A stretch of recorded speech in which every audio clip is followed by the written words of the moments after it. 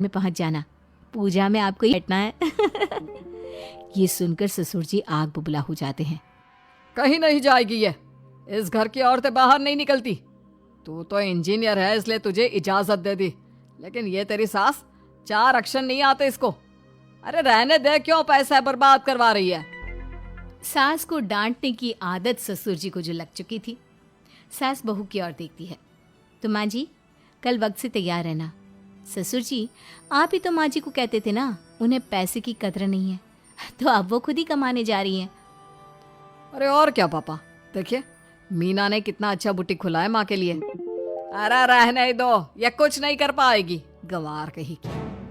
ससुर की रजामंदी ना होने के बाद भी सास काम करती है, लेकिन ससुर भी ससुर होता है।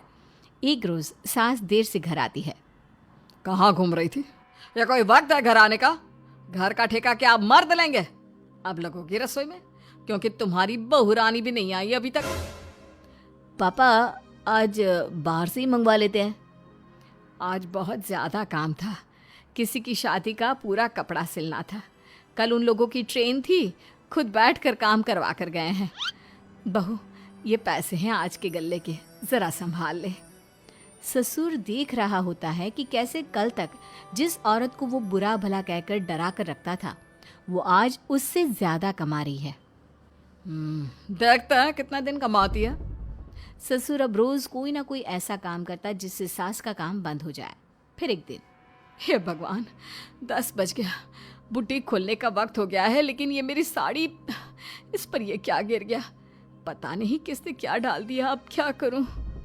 सास दोबारा अलमारी से दूसरी साड़ी निकालती है, फिर उसे प्रेस करती है और किसी तरह बुटीक पहुंचती है, जहां पहले से ही कस्टमर खड़े होते हैं। अरे क्या हो गया? लगता है काम चल गया तो मैडम के भाव बढ़ गए। पता है, इस धूप में पिछले आधे घंटे से खड़े हैं। पता होता तो वो बगल वाली शॉप में ही दे देते। अरे अरे माफ़ करिएगा, वो क्या हुआ ना, तैयार होकर निकल ही रही थी कि साड़ी में सॉस गिर गया। दोबारा साड़ी चेंज की तो आप आई।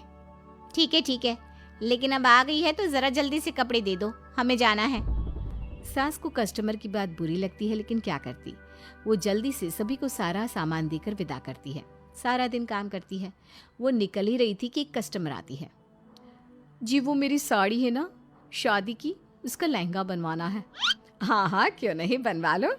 शादी की साड़ी के साथ इमोशंस जुड़े होते हैं। बिल्कुल सही बोला आपने।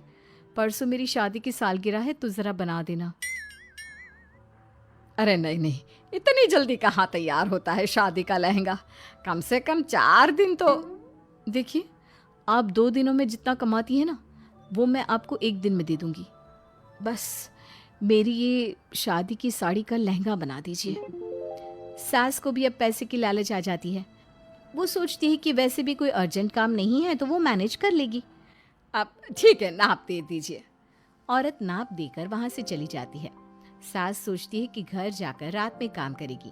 ये सोचकर वो उस औरत की शादी की साड़ी घर ले आती है।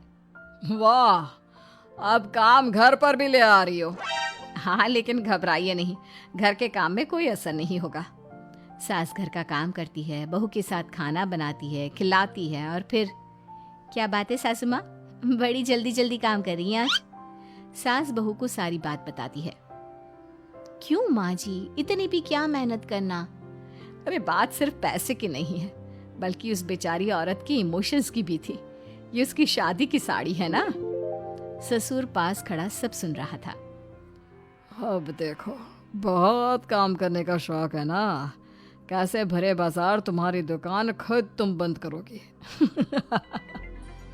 जब सास पूरी रात काम करके सुबह लेटती है, मौका देखकर ससुर कैंची से साड़ी को काट देता है। अगली सुबह, चलो, कल आधा लहंगा सिला था, आज पूरा करके शाम को ही उसे उसका लहंगा सौंप दूंगी। लेकिन ये क्या, सास जैसे ही लहंगा उठाती है, लहंगा तो फटा होता है। वहीं ससुर छुपकर सास को देख रहा था। हाय रे, ये किसने किया? ससुर छुपकर हंस रहा था। बहू देख लेती है और ससुर के पास जाती है। पिताजी, आपसे ऐसी छोटी हरकत की उम्मीद नहीं थी। आप खुद ही दुकान बंद करेगी। ससुर वहां से चला जाता है। सास भी वहां